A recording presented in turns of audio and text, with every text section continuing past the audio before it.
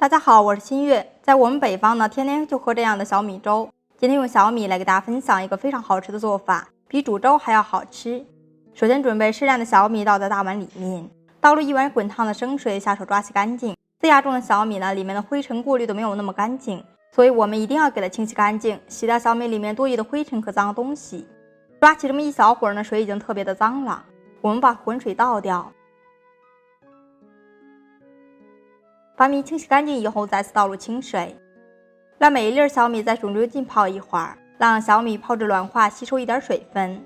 下面准备和面，碗中加入300克低筋面粉，加入159克生水，加入大概3克左右的酵母粉，加入1勺白糖，用一双干净的筷子顺时针搅拌均匀，最后搅拌成像这样的大面絮状，把筷子扔进垃圾桶里面。清洗干净左手，用右手揉成面团，在碗中揉成一个小面团，像这样就是可以了。套上一个小袋子密封起来，去找一个太阳，醒发至2倍大。现在小米已经泡发好了，每一粒都充分的吸足了水分，简单抓洗一下，然后把水分给它沥掉就可以啦。沥干水分以后，倒入锅中，用铲子翻炒一下，把锅中的小米炒到粒粒分明的状态就可以。中途不停的搅拌，让每一粒小米熟了均匀，防止给它炒糊。这个是翻炒2分钟时的状态，这个时候的小米呢呈现抱团的状态，我们不用管它，继续翻炒，把小米的水分炒得干干的。这是翻炒7、8分钟时的状态，每一粒的小米颜色金黄金黄的，而且粒粒分明，像这样就是可以啦。倒在一个干净的小碗里面，准备一把灰枣，倒入1碗清水，把灰枣清洗干净，洗掉上面的灰尘和脏东西。清洗干净以后放在案板上，用刀来切一下，先把枣壳去掉，然后再切成小段，收起来放在盘子里面。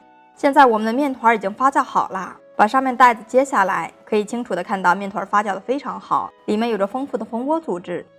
然后把小米倒进来，还有红枣碎，撒上一点干面粉防粘，下手简单揉一下，把小米、红枣和面团充分的揉合在一块儿，充分的揉匀，像这样的状态就可以。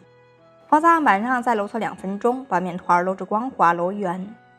揉圆以后，案板上撒点干面粉，去邻居家借一个擀面杖擀制一下，擀成一张大饼就可以啦。这个薄厚度可以根据自己的喜好来定。擀好以后，我们这边有一个喝水的杯子，不用清洗，直接按在饼皮上，用尽全力按压下去，再用力的旋转几圈，放在案板上磕几下就给它磕出来了。像这样一个小面饼的生坯就做好了。依次把剩下的全部做完。全部做好以后，我们依次摆放在案板上，趁它不注意的时候扣上一张保鲜膜密封起来。2次醒发5分钟。电饼铛提前预热，喷点食用油，用刷子刷一下，涂抹均匀，然后放上我们的小饼生坯，每一个都留出一点空隙，等会儿还要醒发的，会慢慢的变大。盖上盖子，开大火来煎制，这样可以防止热气蒸发。烙制2分钟左右，给它翻个面，把小饼的另一面给它烙一下，全部翻面以后盖上盖子，再烙制2分钟。时间到了，我们打开盖子来翻次面，中途我们一定要勤翻面，这样可以让其膨胀的更快，而且更快的熟透。最后烙制像这样的状态就可以出锅了，出锅中盘。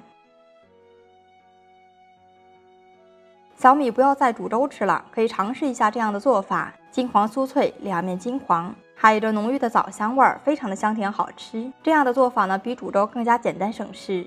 如果你也感兴趣的话，那就收藏起来试试吧。无论是站着吃还是坐着吃，都是非常的好吃。点我的头像可以看到更多家常美食视频。喜欢我的视频，记得长按点赞3秒钟，辛苦一下。我是新月，我们下期再见，拜拜。